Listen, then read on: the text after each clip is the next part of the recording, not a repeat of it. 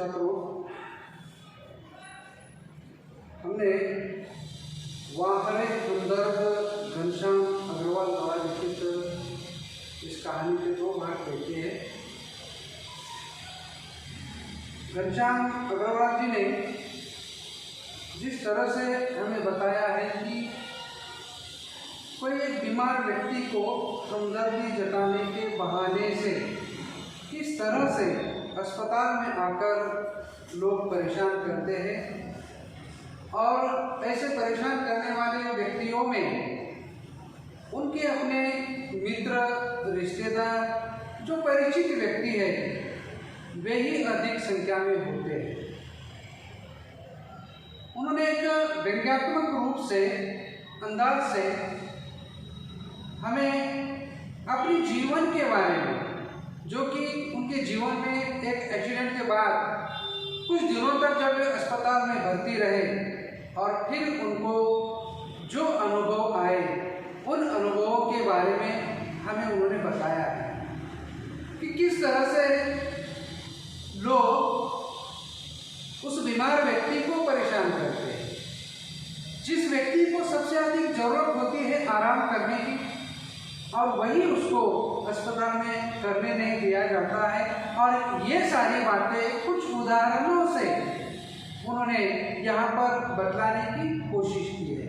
पहले उदाहरण में हमने देखा कि उन्हीं के दफ्तर के बड़े बाबू जो आए और उनकी टूटी हुई टांग को दबाकर उन्होंने दर्द को महसूस कराया और फिर पूछा कि अब दर्द कैसा है। दूसरे उदाहरण में उनके पड़ोस में रहने वाली सोनाबाई जो अपने 4 छोटे छोटे बच्चों को लेकर आई और जब उनके बच्चों के कारण लेखक को जो परेशानी का सामना करना पड़ा और फिर दोबारा आने की बात को बताकर कहकर लेखक को और अधिक आतंकित करते हुए, भय दिखाते हुए, वह एक बहुत बुरा सा अनुभव लेखक को देकर अस्पताल से फिर चले जाते। ऐसे 2 उदाहरणों से लेखक ने हमें अपने आप बीती बताने की कोशिश की है। अब आगे और कुछ उदाहरणों से वे अपने उस अस्पताल के अनुभवों के बारे में घनश्याम जी अग्रवाल बताने की कोशिश कर रहे हैं। कुछ लोग तो औपचारिकता निभाने की हद कर देते हैं, विशेषकर वे रिश्तेदार जो दूसरे गांव से मिलने वाले हैं, जो गांव से मिलने के लिए आते हैं। ऐसे कुछ परिचित लोग, ऐसे कुछ रिश्तेदार जो कि खास तौर पर मिलने के लिए आते हैं, जब उनको पता चलता है कि इस तरह से एक्सीडेंट हुआ या कोई पेशेंट किस कारण से अस्पताल में भर्ती है, बीमार है, तो उनको मिलने के लिए तो आते हैं। तो गांव से, छोटे गांव से शहर में आने वाले ये जो लोग होते हैं, ये अधिक परेशान किया करते हैं। तो ये अनुभव उन्होंने यहाँ पर बतलाने की कोशिश की है। और किस तरह से देखिए, ऐसे में एक दिन एक टैक्सी कमरे के सामने आकर रुकी। उनमें से निकल कर एक आदमी आते ही मेरी छाती पर सिर रखकर औंधा पड़ रोने लगा और कहने लगा, हाय तुम्हें क्या हो गया, कार वालों का सत्यानाश हो। मैंने दिल में कहा कि मुझे जो हुआ सो हुआ, पर तू क्यों रोता है, तुझे क्या हुआ। एक घटना के बारे में बताते हैं। एक दिन लेखक आराम कर रहे थे कि अचानक एक आदमी आया और आते ही उनके छाती पर अपना सर रखते हुए, औंधे मुंह, मतलब जिसका सिर नीचे है, ऐसे इस अवस्था में पड़ा हुआ जोर जोर से रोने लगा और कहने लगा कि ये क्या हो गया।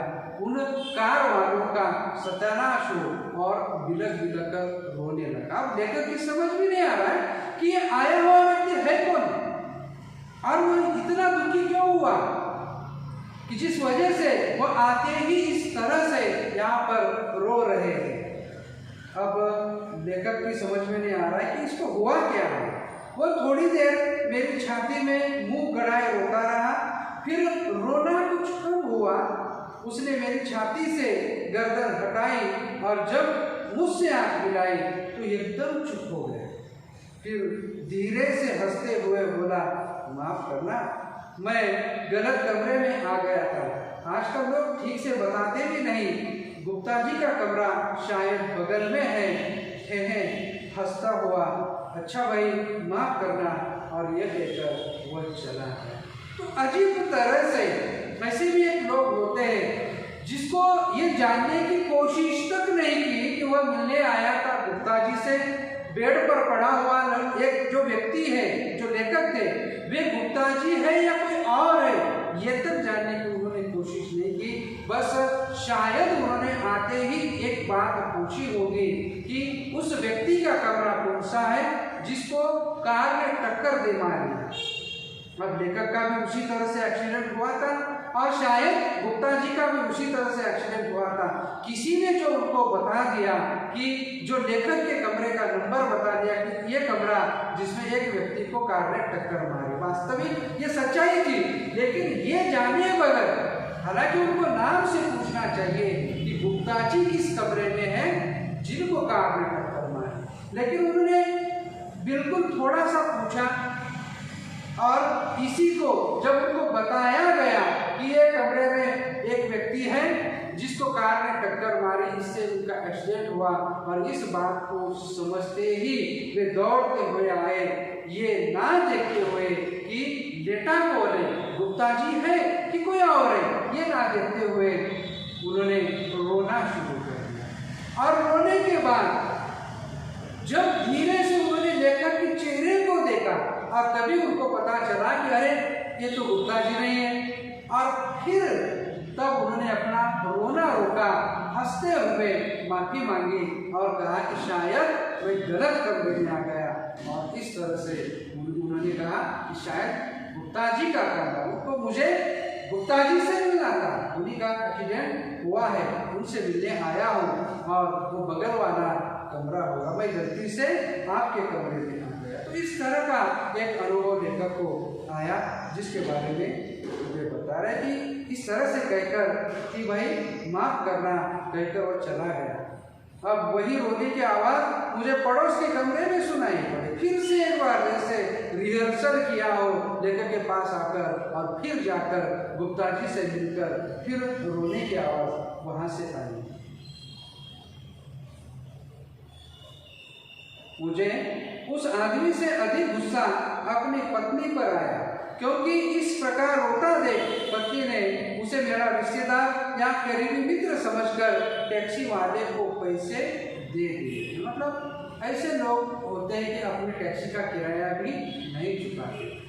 वे टैक्सी से निकलकर जैसे ही अस्पताल में आए तो लेखक को अपनी पत्नी पर ज़्यादा गुस्सा हुआ, क्योंकि वह उनका तो कोई रिश्तेदार नहीं था, लेकिन गलतफहमी केवल उस व्यक्ति को ही नहीं बल्कि लेखक की पत्नी को भी हुई, और इस तरह से उनको भी लगा कि शायद ये लेखक के कोई मित्र होंगे या कोई पुराने रिश्तेदार होंगे जिनसे उनकी पत्नी की बहुत दिनों तक, समय तक मुलाकात नहीं हुई हो, और जो पत्नी उनको जानती नहीं, लेकिन वे जो रो रहा है, जिस तरह से रो रहा है, तो वह अपना ही होगा कोई, ये सोचकर समझकर पत्नी ने उस टैक्सी वाले का किराया भी दे दिया। हमदर्दी जताने वालों में वे लोग जरूर आएंगे जिनकी हम सूरत भी नहीं देखना चाहते। हमारे शहर में एक कवि है श्री लपकानंद, उनकी बेतुकी कविताओं से सारा शहर परेशान है। मैं अक्सर उन्हें दूर से देखते ही भाग खड़ा हो जाता हूँ। तो ऐसे लोग भी जिनको हम पसंद नहीं करते, जिनके पास हम जाना नहीं चाहते, जिनसे हम दूरी बनाए रखते हैं, ऐसे भी लोग होते हैं। लेकिन अब उनको मौका है, हम और किसी दिन उनको टाल सकते हैं, उनको मिलने की हमें जरूरत महसूस नहीं होती, और हम कहीं निकल चले जाते हैं, कोई रास्ता और ढूंढ लेते हैं। लेकिन अब तो उनको मौका मिल जाता है, क्योंकि लेखक अस्पताल में है, और वे जब ऐसे व्यक्ति जब मिलने के लिए आते हैं तब लेखक कहीं और जा नहीं सकते, क्योंकि लेखक तो बीमार है, उनको तो अस्पताल में बेड बिस्तर पर रुकना ही रुकना है। और ऐसे ही एक कवि जो कि शहर के कवि है, और लेखक उनको बिल्कुल पसंद नहीं करते, उनकी कविताओं को भी बिल्कुल पसंद नहीं करते, लेकिन उनको मौका मिला, किसी तरह से उनको ये बात समझ में आई, उन तक पहुंच गई कि लेखक का एक्सीडेंट हुआ है और वे अस्पताल में बेड पर है। तो वे ऐसे ये कवि जिनको कि लेखक उनकी कविताओं को और उनको पसंद नहीं करते, वे मिलने के लिए आए। जानता हूँ जब भी मिलेंगे 10-20 कविताएं पिलाए बिना नहीं छोड़ेंगे, मतलब सुनाए बिना नहीं छोड़ेंगे। एक दिन बगल में झोला दबाए आ पहुंचे, आते ही कहने लगे, मैं तो पिछले 4-5 दिनों से कवि सम्मेलनों में अति व्यस्त था। सच कहता हूँ कसम से, मैं आपके बारे में ही सोचता रहा। रात भर मुझे नींद नहीं आई और हाँ, रात को इसी संदर्भ में यह कविता बनाई। यह कहकर झोले में से डायरी निकाली और लगे सुना। ऐसा कवि जिसको उसके परिचित भी सुनना नहीं चाहते, उसकी कविता बेतुकी होती जिसका सही ढंग का कोई मतलब नहीं है, कोई अर्थ नहीं निकलता, इस तरह की एक कविता लिखते हैं और इसके बाद भी उनको अपने कविताओं पर बहुत अधिक प्यार है और वे अपने आप को अति व्यस्त बताते हैं। मैं अनेक कार्यक्रमों में भी जाता हूँ और कार्यक्रम की वजह से मैं बहुत अधिक व्यस्त था, इस वजह से मैं आपको मिलने नहीं आया। वैसे तो मुझे 4-5 दिन पहले आपके बारे में पता चल गया था, लेकिन व्यस्तता के कारण मैं आपसे नहीं मिल पाया। इस तरह की बात को कहकर उन्होंने ये बताया, आपके विचार मेरे जहन में थे, आप मेरे विचारों में थे और इससे रात में ही मैंने आप पर एक कविता लिख डाली है और उस कविता को सुनाने लगे।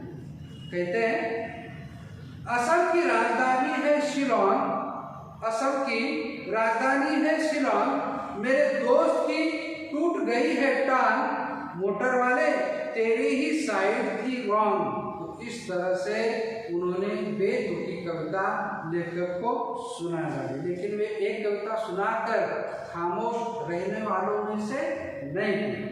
कविता सुनाकर वे मुझे ऐसे देख रहे थे मानो उनकी एक आंख पूछ रही हो, कहो कविता कैसी रही, और दूसरी आंख पूछ रही हो, बोल बेटा अब भी मुझसे भागेगा।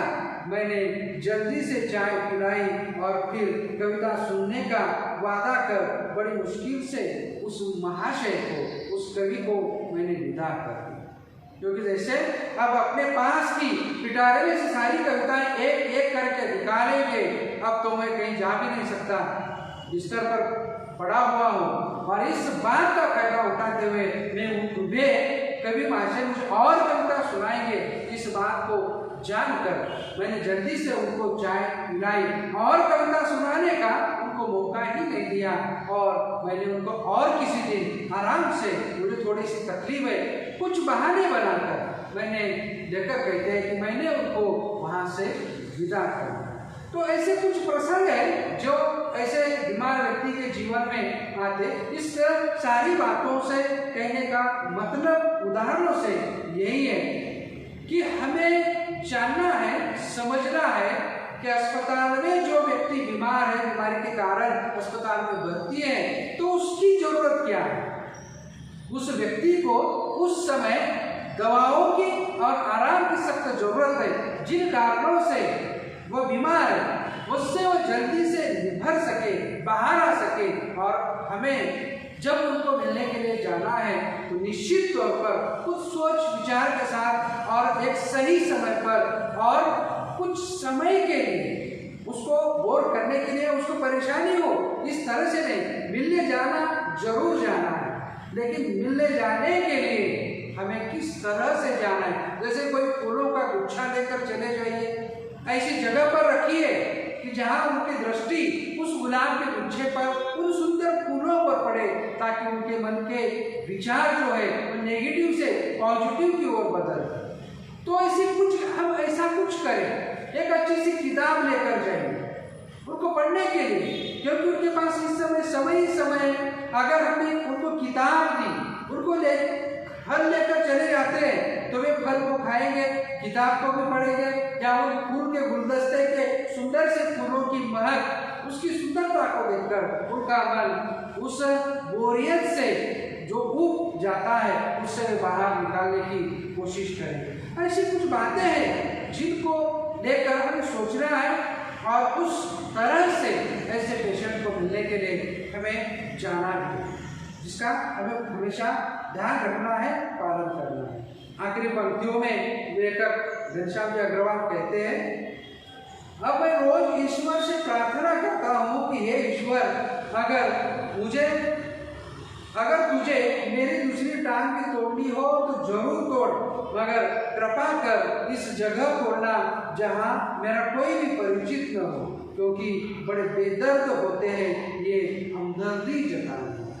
लेखक अपनी समस्याओं से ग्रस्त नहीं है, अपनी बीमारी से परेशान नहीं है, उसे जो तकलीफ है, उसे जो दर्द पीड़ा है, ये उस चोट के कारण नहीं है, बल्कि इस एक्सीडेंट के बाद मिलने आने वाले उन लोगों से है जो कि आकर लेखक को बहुत अधिक परेशान करते हैं। तो लेखक ईश्वर से प्रार्थना करता है ऐसे लोग, ऐसा इसका मतलब ये नहीं कि मिलने आने वाले सारे के सारे लोग बुरे होते, लेकिन जो अधिकतर लोग होते इस तरह के लोग जो कि परेशान में डाल देते, तो ईश्वर ऐसे लोगों से मुझे बचाना, मेरी रक्षा करना। तो इस तरह से ये घनश्याम जी अग्रवाल द्वारा लिखित कहानी यहाँ समाप्त होती है। हम कल किसी और कविता या कहानी को देखेंगे। आप घर में रहिए, सुरक्षित रहिए। Thank you.